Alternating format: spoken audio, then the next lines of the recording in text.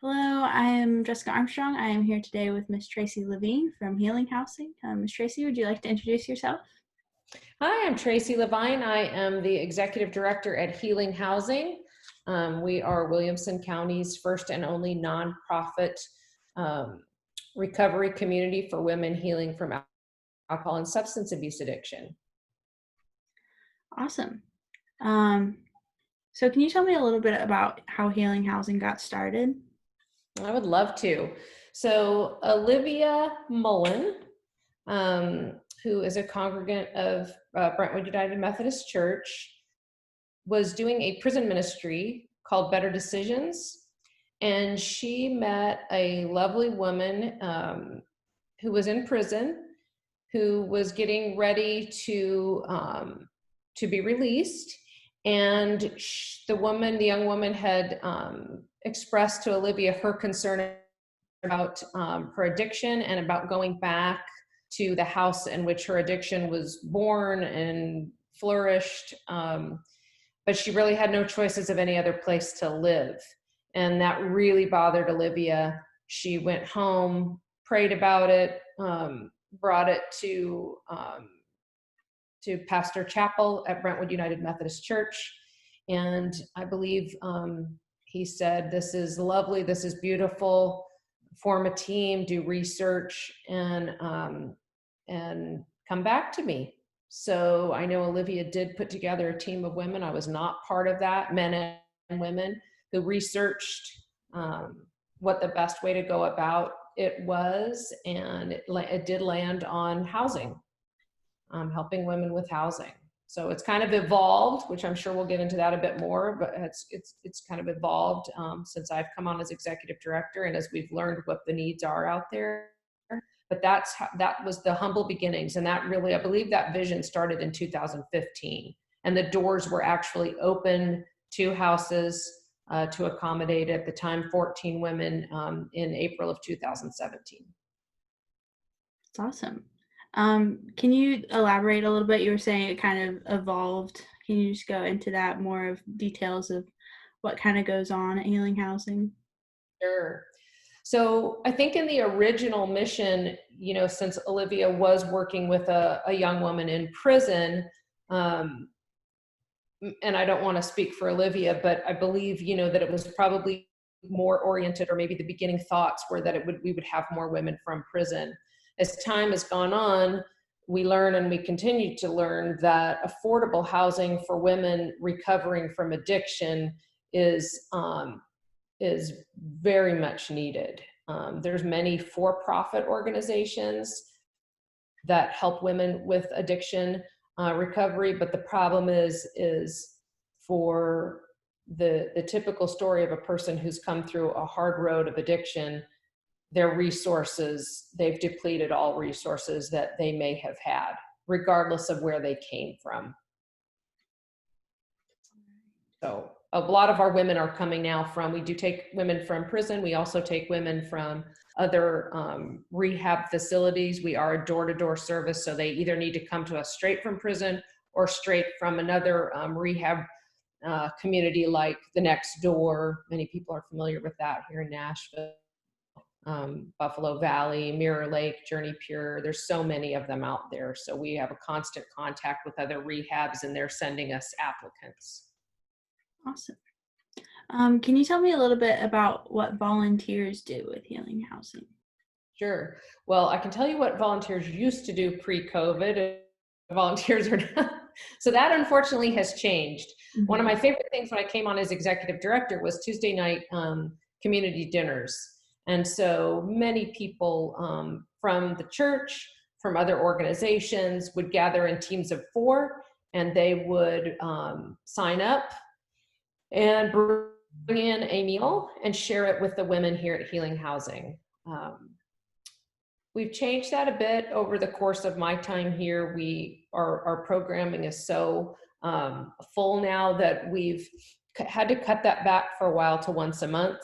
And then during COVID, it actually changed shape to where people are just bringing in a meal and leaving it here, unfortunately. But we hope to get that all back on track post-COVID. Other volunteer opportunities always are serving on a committee.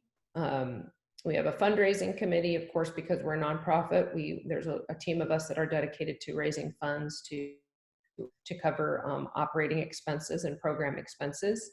We have a financial mentorship team that are financial professionals that meet with the women and help them with their financial wreckage, help them get out of debt, get a plan in place for paying off court fees, probation fees, back taxes, things like that. We have always people that we're looking for to help us with envelope stuffing, mailers, helping us coordinate and look through any donation requests that we might have. We've also, from time to time, had volunteers that train and work towards becoming a transportation volunteer. So those have all kind of evolved and taken different forms. What I really hope to see is more community in the new year, where we share an activity together and a meal. That's always a fun way to connect with the women. Mm-hmm. Are there any other ways that y'all have had to adapt during this time? Well, I think we've had to adapt on a number of levels. For programming, all of the wonderful things that we provide for our women have had to now become Zoom. We are just now seeing some openings in terms of we pay for the women's therapy weekly, and that was all being done telehealth. Now there are some that are starting to open up that they're able to meet with their therapist in person, but most of that is done via Zoom. They meet with a sponsor once a week, a 12-step recovery sponsor. That is done via Zoom now. Their AA and NA meetings that they were required, they have to do 5 meetings a week with us. Those were done via Zoom, and some still are, but we are seeing some 12-step recovery meetings start to open up now and be in person. So as long as they wear a mask, they can go do those. And I think what I've noticed most of all for us and staff is, even in terms of how much myself as executive director can be out in the community speaking, being with different organizations, that's obviously been cut back quite a bit. But I am very optimistic and hopeful that we can work back to all that we once were. Yeah. Awesome. So what have y'all learned about the provision of God during this time? Well, I think abundance is a word that I love to use a lot, and we have been so well taken care of. When the quarantine started, and we saw as an organization that we really needed to have our women stay in and take time off of their jobs, because we were concerned obviously for communal living, that if one person goes down, chances are pretty good that a lot of us are going to get it. So when we made the decision to be on lockdown, we asked the women, most of them had lost their jobs. A couple of them had jobs in food service industry, and they could still work there, but we asked them to please let their employers know that that we were asking them to stay in with us for everyone's safety.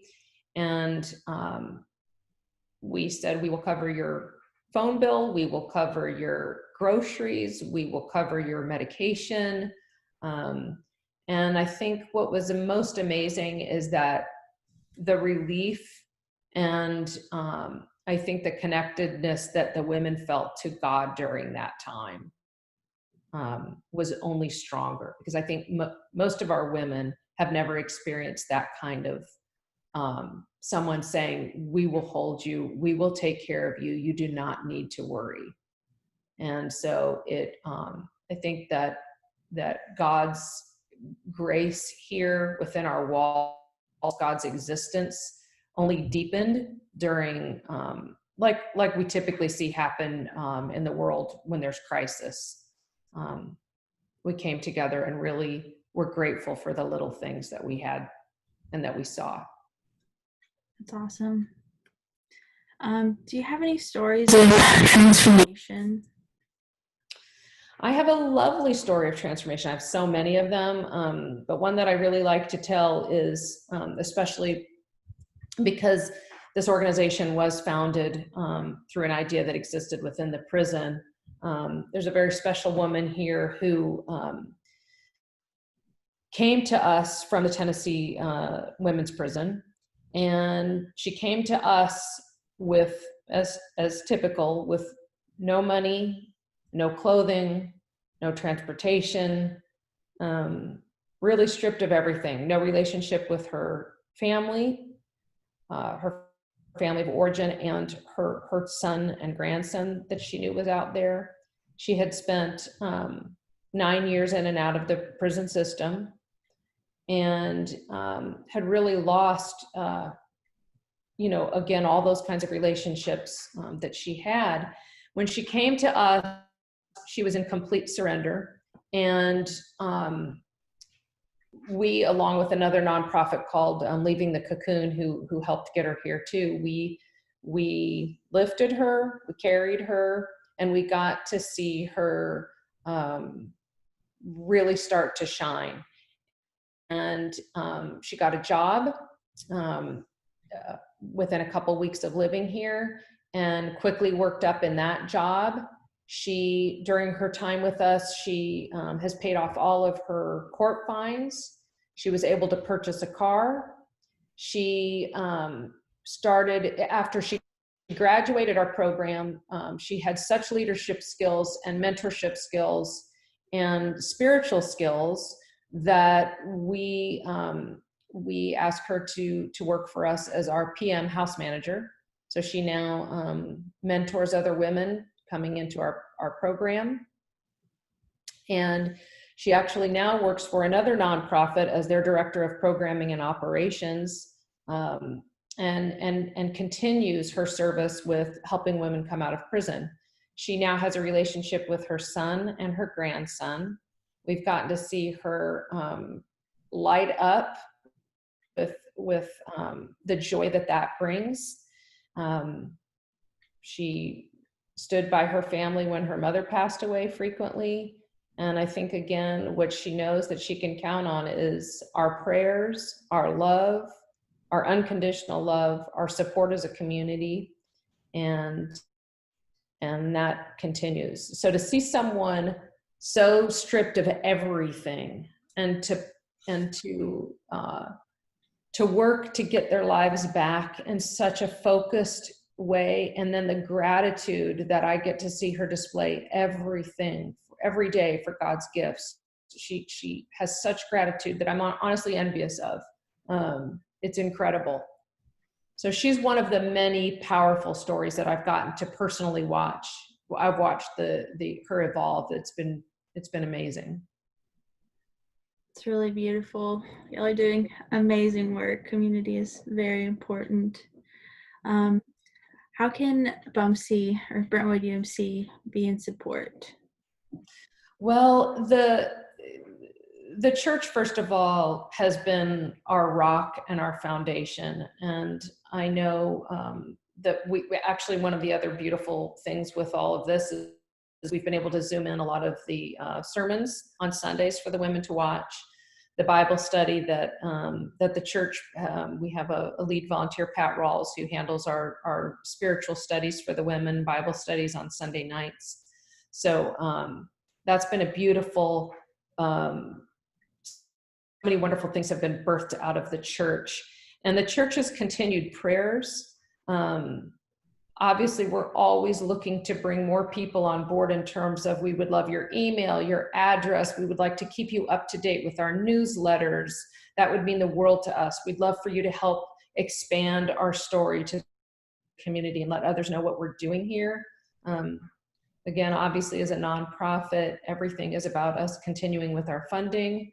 So donations are always greatly appreciated. But sharing this story and what's happening again as it came from the church, I think is very helpful. It's awesome. My next question was about prayer. So, how can we be in prayer specifically for healing housing and the women involved in healing housing? Well, I think that's a great idea. That's a great question. I know for myself, being in Sunday school, I always mention in my Sunday school class prayers for healing housing when we have specific requests. Um, I think getting in touch with myself or Lauren Morgan or us maybe somehow communicating prayer requests to the church would be very helpful. Again, we know day to day through contact with the women what their needs are, challenges that they're facing, and employment, getting a job. So I think us being able to communicate that with the church, maybe you could help me, Jessica, come up with a better formal lines of communication that we could send that would be wonderful. I know our newsletter, we do ask for things like that, but there might be an opportunity missed there that I don't want to miss. Sure. Yeah. Let's keep in contact about that. I love to brainstorm. Me too. Awesome. So that was my last specific question. Is there anything else you would like to share? Um, I think that I would like to share something that's really hard for me to express a lot of time is my own gratitude for the church, for the people who reach out to me and ask me, can we pray for you? Do you have specific requests? What can we provide for you? Thank you is just such a small sentiment. And I know I express that to Pat Rawls a lot too. It's just like, I gush at God's abundance. And so I think expressing my gratitude for that is huge. I think also knowing that we're doing really good work here. I would love everyone to know that, our house is full right now with 12 women, and then we have 3 staff members that are housed here. Our programming is incredible, and we're really seeing results. So for a disease that has typically, the stats are kind of stacked against us in terms of how we measure success. I get to see success here every day on so many levels, that again reminds me that God is ever present. So I want everyone to know that at a time when the world seems depressed and hopeless, there are miracles happening for 12 women in 2 houses in Franklin, Tennessee daily. That's awesome. I wish you all could see that. Yes. Yeah. All right. Well, thank you.